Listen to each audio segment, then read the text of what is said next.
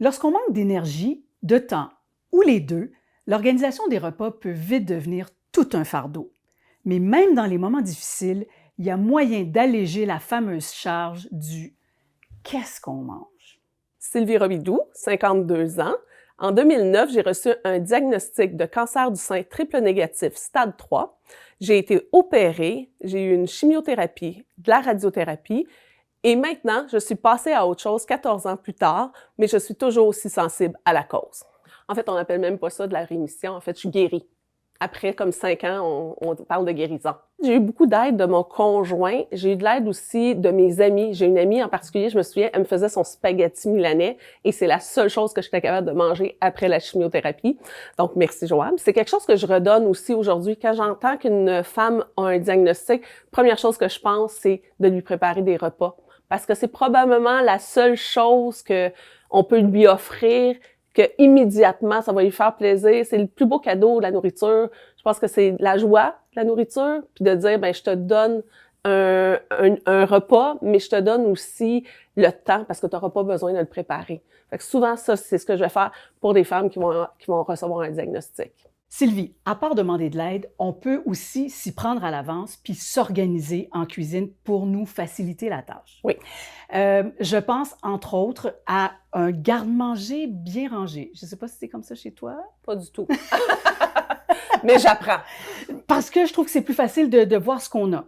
Quand on va faire l'épicerie, c'est chouette de prendre notre liste, que ce soit sur notre téléphone ou notre liste papier, et de regrouper les aliments aussi par segment dans l'épicerie. Ça, je le fais. Mais je le fais sur mon téléphone. Parfait. Oui, parce que tu es une femme moderne. Oui, exactement. Bon, parfait. Mais moi aussi, je trouve que ça va super bien.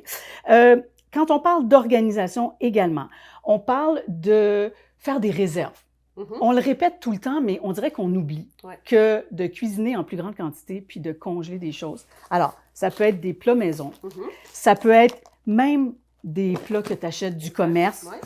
Une coquille aux fruits de mer, des galettes déjà préparées que tu as juste à réchauffer, des filets de poisson congelés. Oui, bonne idée. Il y a vraiment beaucoup de choses. Toi, je ne sais pas s'il y a des trucs que tu aimes avoir en réserve au congé. Oui, je vais cuisiner vraiment en grosse quantité souvent. Puis souvent, des soupes et tout ça va être en réserve. Fait que tu sais, avec une soupe, on peut vraiment... C'est une bonne base. C'est ça. Exactement. Tu peux ajouter une légumineuse, tu peux ajouter du riz congelé. Ça aussi, ça se congèle. Oui, un reste de riz cuit congelé. Oui. Ce que j'aime aussi beaucoup, quand on vit des moments difficiles, qu'on manque d'énergie, qu'on manque de temps, on fait une cuisine d'assemblage. C'est-à-dire qu'on assemble des bons ingrédients qu'on a au frigo, au garde-manger ou au congélateur, ou toutes ces réponses. Et là, je te demanderais de regarder ce que je te propose ici. Dans une poêle, tu sais, une petite omelette. Facile. Vite fait, c'est prêt en 5 minutes. Bon, des œufs, on a ça. Un oignon, qui n'a pas un oignon dans sa cuisine. C'est ça. Et là, je vais avec des restes. Là, j'avais un restant de poivron. Alors, je ne suis pas gênée. Je te propose mon demi-poivron. Mais ça pourrait être une petite omelette qu'on fait. Puis même, si tu as un restant de pot de salsa que tu as mangé avec des tortillas, bien, tu peux finir ton omelette au fromage avec un petit peu de salsa. Puis là, olé, olé. C'est super complet, là. Bien, absolument. Tu es bien nourri, tu as bien mangé, tu es rassasié, puis tu as eu tes protéines, tu as eu tout ce que tu voulais. Toi qui aimes l'Italie, je pensais te proposer une recette hyper facile à partir de choses qu'on aurait dans notre congélateur.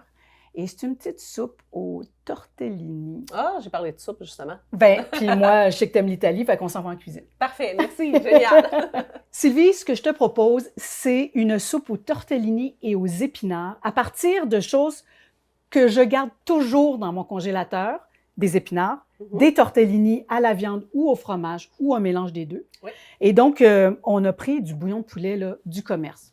Tant mieux si tu as du bouillon maison, mais c'est plus facile. C'est bien correct aussi de se dépanner avec ça. Oui. Alors, tu peux mettre la moitié environ de chacune des barquettes parce qu'on veut à peu près en tout, à peu près 1 livre de pâtes farcies. C'est rare aussi qu'on mange des pâtes farcies à la maison. Oui. Souvent, on se fait un spag ou c'est vrai. un macaroni, d'autres choses, mais ça, c'est vraiment le fun. Et puis moi, tiens, je vais ajouter pendant ce temps-là, les épinards congelés, achetez-les en cubes. C'est merveilleux dans une omelette. Tu sais, tantôt, là, notre omelette, ça aurait pu être ça aussi. C'est vrai. Tu sais, on va en mettre parce que c'est nos légumes aussi et ça va nous faire une belle soupe repas. C'est super mignon. Première étape, on laisse mijoter une dizaine de minutes. Parfait.